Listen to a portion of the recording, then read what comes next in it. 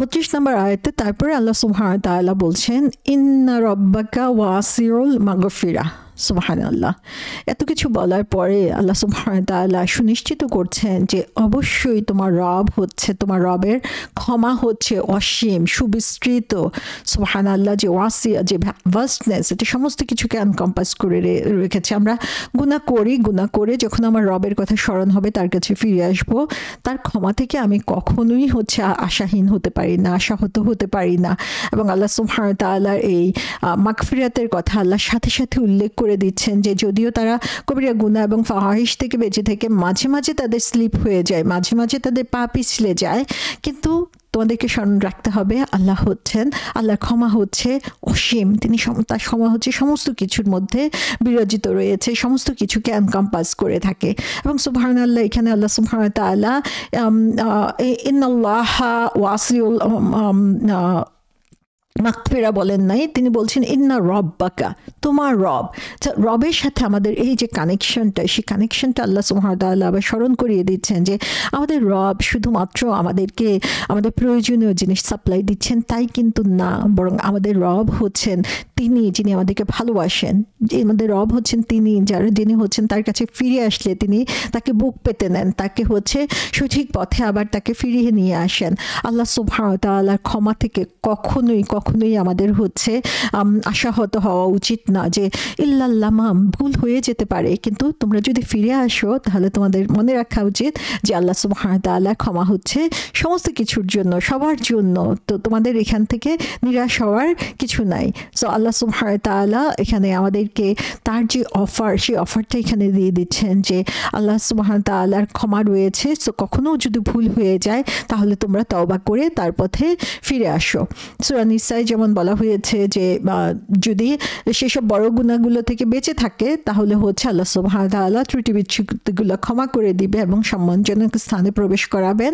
সূরা জুমারে যেমন বলা হয়েছে, বলুন হে আমার বান্দাগণ, যারা নিজেদের উপর জুলুম করেছো, তোমরা আল্লাহর রহমত থেকে নিরাশ হয়ে না, নিশ্চয়ই আল্লাহ সমস্ত গুনাহ মাফ করেন, তিনি ক্ষমাশীল পরম দয়ালু।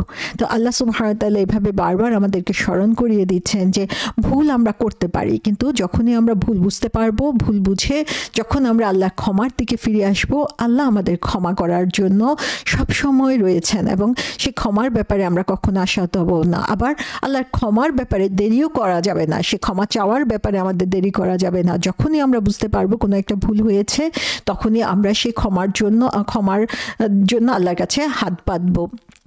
সো আমরা যত বেশি হচ্ছে আল্লাহ সুবহানাহু ওয়া তাআলা এই ক্ষমা সম্পর্কে কেয়ারফুল হব, ক্ষমা চাইতে শিখব, এবং যত বেশি এই ক্ষমার ব্যাপারে আল্লাহর ব্যাপারে আগ্রহী হব, তত দেখা যাবে আমরা এই গুনাহগুলো থেকে নিজেকে বিরত রাখতে পারবো।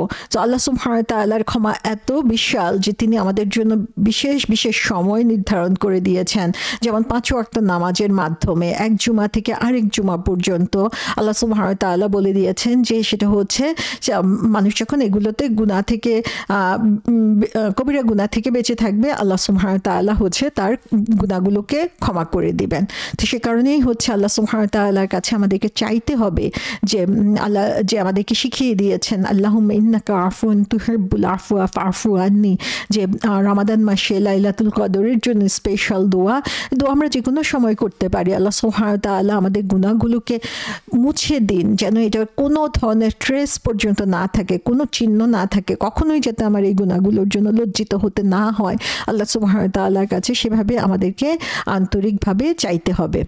এরপর আল্লাহ সুবহানাহু ওয়া তাআলা বলছেন ওয়া আ'লামু বিকুম ইয আনশাআকুম মিনাল আরদ, যে আল্লাহ সুবহানাহু ওয়া তাআলা বলছেন তিনি হচ্ছেন সেই সত্তা যিনি খুব ভালো করে জানেন যে তুমি কোত্থেকে এসেছো, তুমি যে মাটি থেকে তোমাকে তৈরি করা হয়েছে, তিনি সেটা খুব ভালো করে জানেন।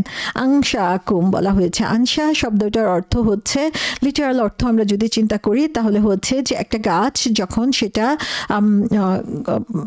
বড় হতে থাকে, পুরোপুরি বড় হয় নাই, যখন এটা গ্রোয়িং স্টেজে থাকে তখন সেটাকে আনশা বলা হয়।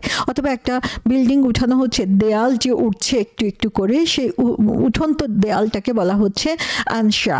সো এর সাথে আনশা শব্দের সাথে আমরা দেখি যে কোনো জিনিস হচ্ছে উঁচু হচ্ছে, উঠে আসছে, সেটাকে আনশা বলা হচ্ছে। তো আল্লাহ সুবহানাহু ওয়া তাআলা এখানে বলছেন যে আল্লাহ তোমাদেরকে এরকম উঠিয়ে এনেছেন মাটি থেকে, মিনাল আরদ, যে মাটি থেকে, ধুলা থেকে, আল্লাহ কাদা থেকে তিনি আমাদেরকে সৃষ্টি করেছেন।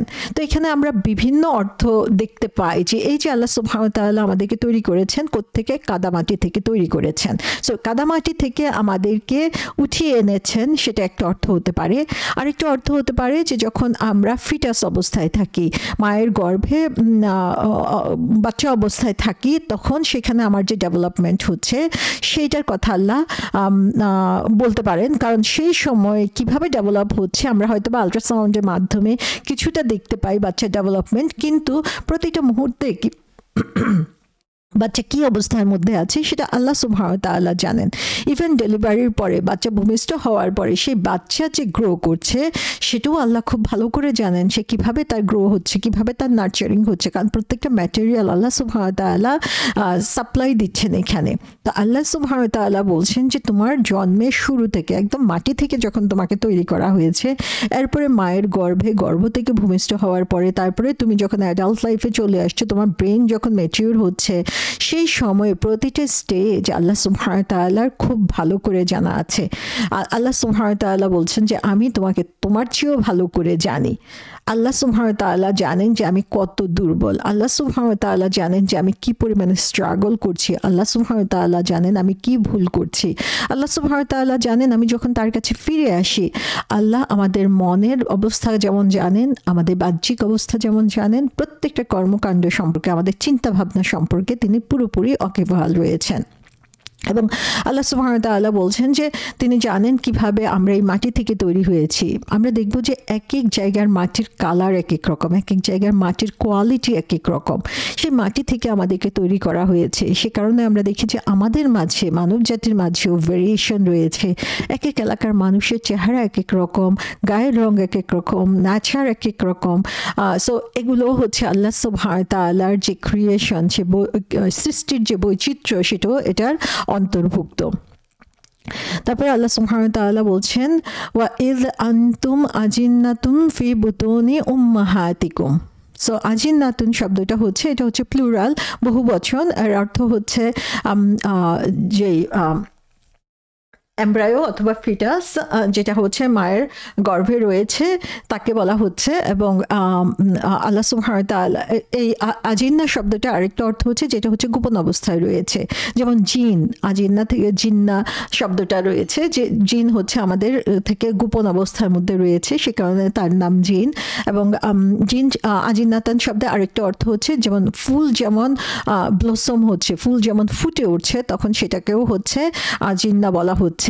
সো এর মানে হচ্ছে আল্লাহ সুবহানাহু ওয়া তাআলা জানেন হচ্ছে ওয়া ইয আজিন্নাতুন ফি বুতুনি উম্মাহাতিকুম, তুমি যখন মায়ের গর্ভে তোমার যে তুমি লুকায়িত অবস্থায় থাকো, সেটা যেমন আল্লাহ সুবহানাহু ওয়া তাআলা জানেন, তেমনি তুমি যখন এখানে ব্লসম হচ্ছে, তোমার গ্রো হচ্ছে, তুমি সেখান থেকে ডেভেলপ হচ্ছ, সেটাও হচ্ছে আল্লাহ সুবহানাহু ওয়া তাআলা জানেন। সো আল্লাহ সুবহানাহু ওয়া তাআলার অচেনা কোনো কিছু নাই তোমার ব্যাপারে। এবং যখন কেউ কিছু জানতো না, সেই সময় যদি আল্লাহ সুবহানাহু ওয়া তাআলা তোমার সম্পর্কে এত ভালো করে জানেন, আজকে তুমি যা করছো সে ব্যাপারে আল্লাহ সুবহানাহু ওয়া তাআলা কিভাবে গাফেল থাকেন? বরং তোমার এখনকার যে কর্মকাণ্ড সেটাও আল্লাহ সুবহানাহু ওয়া তাআলা জানেন। তুমি এই দুনিয়ায় আসার আগে আল্লাহ যেমন তোমার প্রত্যেকটা জিনিস সম্পর্কে জানেন, হাউ অ্যাবাউট নাও, এখনো তিনি জানেন। সো আল্লাহর জ্ঞানের অগোচরে আমরা কেউ নাই। কেউ যখন কোনো কিছু জানে না, তখনও আল্লাহ সুবহানাহু ওয়া তাআলা আমাদের সম্পর্কে জানেন। ফালা তুযাক্কু আনফুসাকুম, তাহলে তোমরা কি করবা না? আল্লাহ সুবহানাহু ওয়া তাআলা বলছেন যে তোমরা নিজেদেরকে তুযাক্কু আনফুসাকুম, তুযাক্কু মানে হচ্ছে যে ডিক্লেয়ার পিউরিটি, যে তোমরা নিজেদেরকে নিজেরা পিওর বলে ঘোষণা দিও না। এটা হচ্ছে এক ধরনের ব্র্যাগিং, যে আমার যে গর্ব অহংকার নিজের নামে নিজেই হচ্ছে ঘোষণা করা, সেরকম একটা ব্যাপার। যেমন তুজাক্কু, তাজকিয়া শব্দটা থেকে এসেছে। তাজকিয়া শব্দের অর্থ হচ্ছে পরিশুদ্ধ করা, এবং আল্লাহ সুবহানাহু ওয়া তাআলা বলছেন যে তুমি শুদ্ধ, তুমি পরিশুদ্ধ, তুমি শ্রেষ্ঠ, এই কথাটা তুমি বলো না।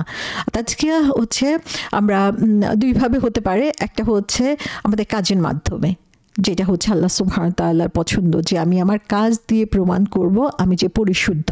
সেটা আমাকে মুখে বলে মানুষকে বলতে হবে না যে আমি কত ভালো কাজ করেছি, আমি কত উত্তম, আমি কত তাহাজ্জুদের নামাজ পড়ি, আমি কত মনোযোগের সাথে নামাজ পড়ে থাকি, কত খুশু আমার নামাজের মধ্যে রয়েছে, কত টাকা আমি সাদাকা করছি। সো এই যে ব্র্যাগিং, এটা আল্লাহ সুবহানাহু ওয়া তাআলা নিষেধ করেছেন।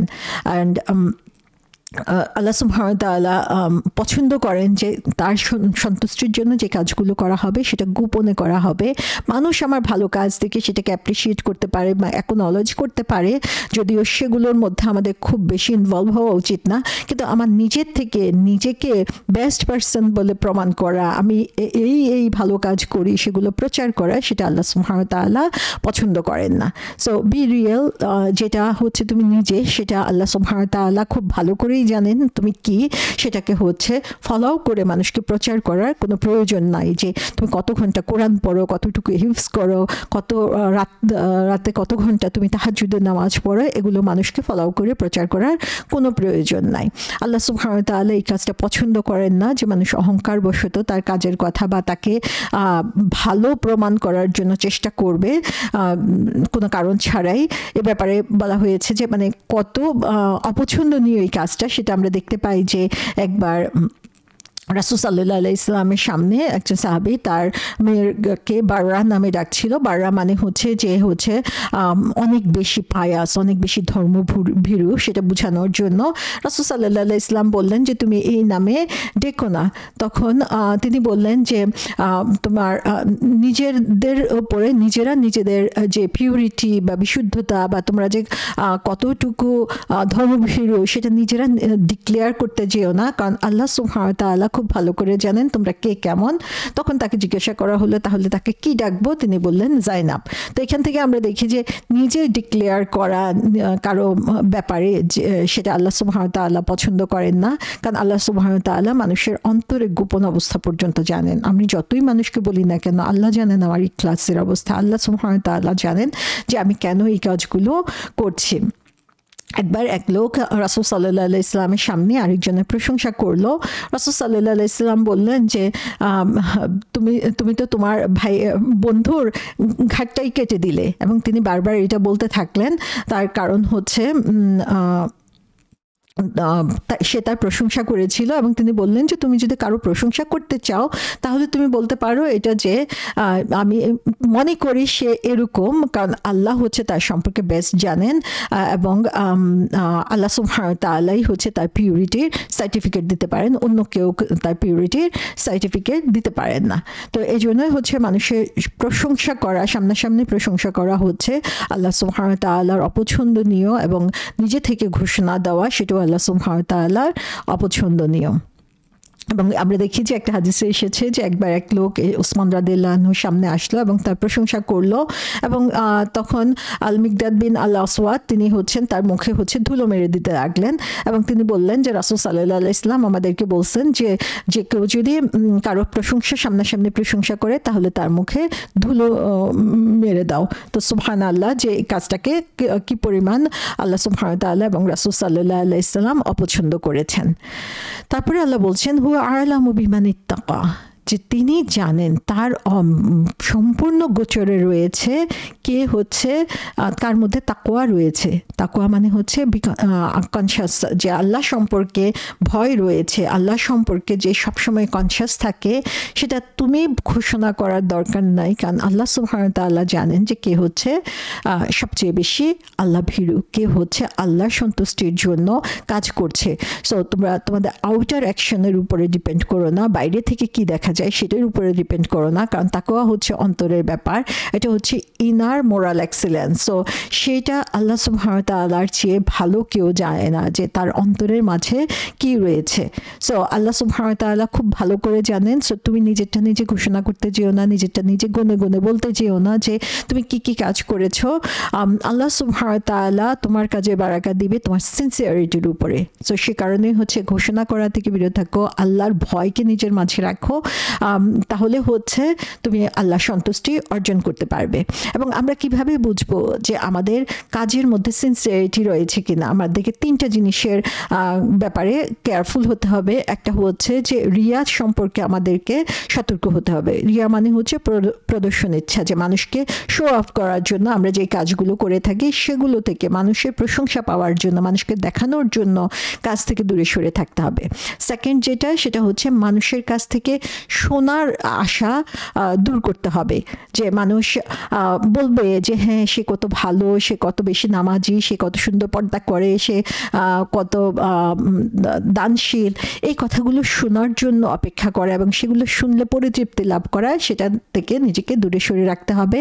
এবং থার্ড যে জিনিসটা, সেটা হচ্ছে যে নিজের কাজে নিজে ইমপ্রেসড হওয়া, যে আমি তো অনেক ইবাদত করছি, আমি অনেক কোরআন পড়ছি, আমি অনেক নামাজ পড়ছি, আমি অনেক হিফজ করছি। সো নিজের কাজের ব্যাপারে নিজে সন্তুষ্ট হয়ে যাওয়া, এই ধরনের অ্যাটিটিউড থেকেও দূরে সরে থাকতে হবে।